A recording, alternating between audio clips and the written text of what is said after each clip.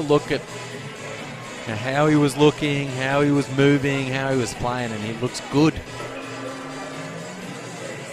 As a result, that brings that whole Brisbane roster together. Yeah. It revolves around him being an all-league type performer.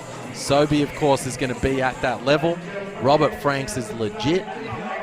We haven't seen any of Isaiah Moss just yet. No. They've got to work him into the rotation as well. But, you know, those other guys, Dremick, Kadee, they are high, you know, they're experienced pros.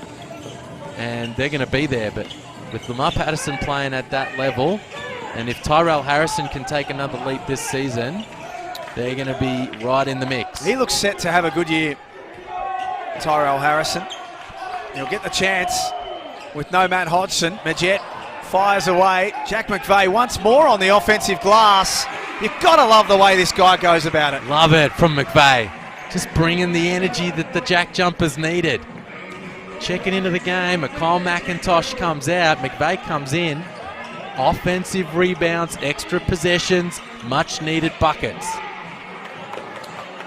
It's Johnson with an easy two after Bairstow fell over.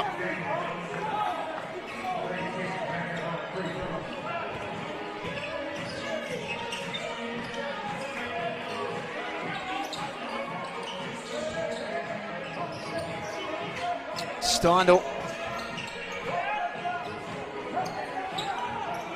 Now Majette. Fouled on the way through. McCarron got him above the shoulders.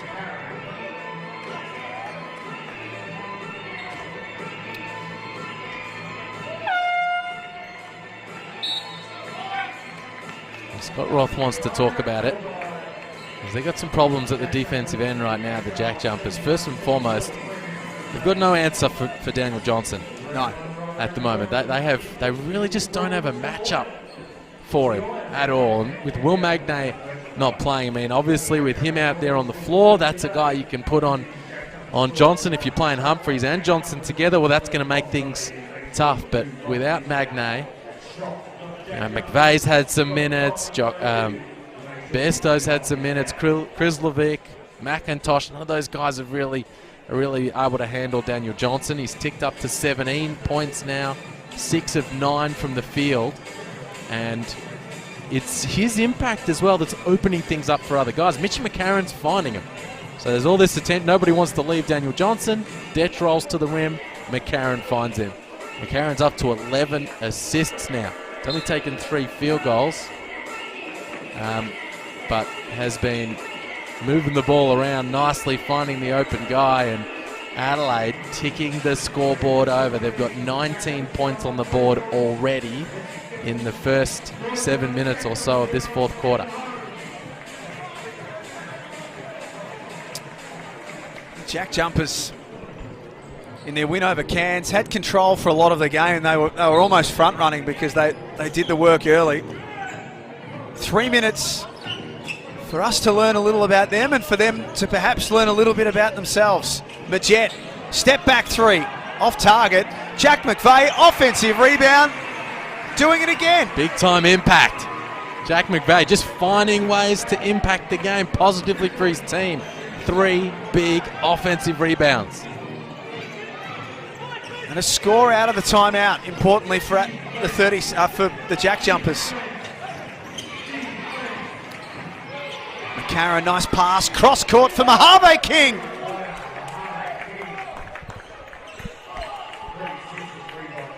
That 3 looks good.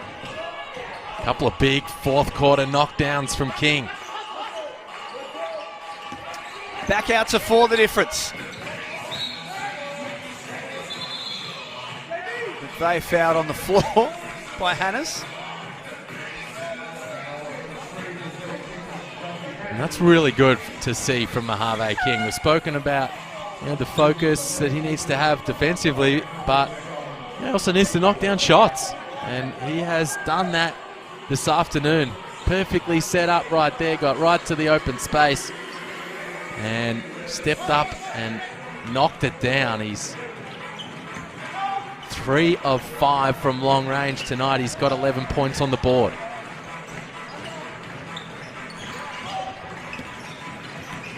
Majette drives, high arcing over the top of Isaac Humphreys.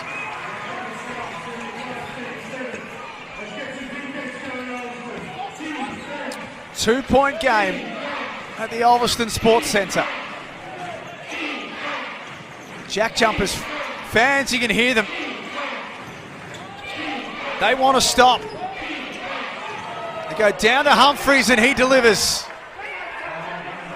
Good execution from Adelaide. No panic in them whatsoever at the offensive end, and they are punishing Jared Bairstow right now, whether it's Johnson, it's Humphreys, using the size advantage as Steindl responds from long range. Captaincy looks good on Clint Steindl. 17 now in the game. Shooting at 7 of 12. Leading scorer for Tasmania. As Mojave King drives off the glass, tough finish. Great take, young fella. Put it on the deck, snaked his way through the lane, and the athleticism and length to finish off the glass. Still 3 that separates these teams. McDaniel wheels around from the elbow. That jumps out. Offensive rebound, Bairstow. Steindl to tie it up. He misses. Humphreys drags it in. Well, dodged a bullet there. Adelaide. King leaves Bairstow and he gets the offensive rebound, but the Jack Jumpers don't make them pay. And McCarron, the Adelaide captain, to use the full 24 available. Detch had a good look from there. How does the official see this? Foul on Johnson. McVeigh and Johnson in the wrestle down low, the former 36ers teammates. And the foul goes against the Adelaide legend. Jack McVeigh is going to stroll the length of the floor, head to the free throw line to try to cut this game to 1.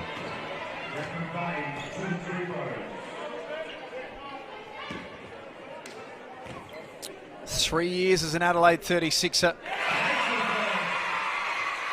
Saw the opportunity this year to play starters minutes. He's played 22 of them today. And makes both free throws. CJ Bruton calling a timeout with 23 seconds left in the game. A great response from the Jack Jumpers down the stretch of this fourth quarter because, geez, they were having a tough time of things.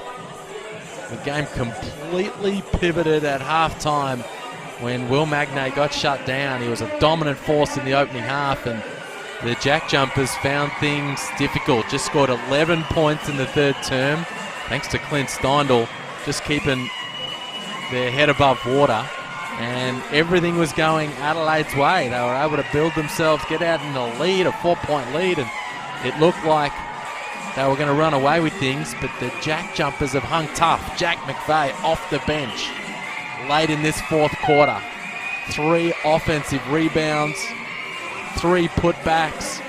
They've been able to find Clint Steindl open in the corner, and they've done enough to hang tough. Now for Adelaide, ball's got to go into Mitch McCarron's hands to begin with. He has been outstanding tonight. 12 assists for their new point guard recruit.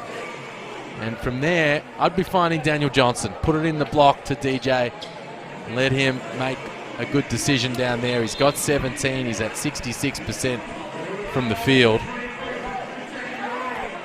It's the 14th game of the NBL Blitz. Only one game has been decided by more than 10 points, and that was when the Jack Jumpers beat Cairns by 15. Such a tight NBL 22 season that we've got coming your way. Now Jack Jumpers are going to get after it because the shot clock will be turned off. So they're going to have to make a play, get a trap, try and force a turnover. They didn't actually want to foul. You see Josh Majette right there saying, hold up, we weren't trying to foul. Yeah. We're trying to get some pressure and get some traps and try to get a steal. And in the end, the official blows his whistle. Free throws to come.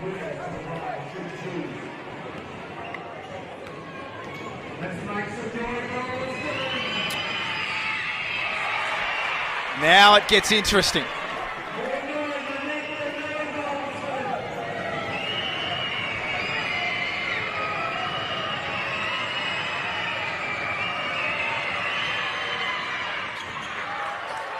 2-point game.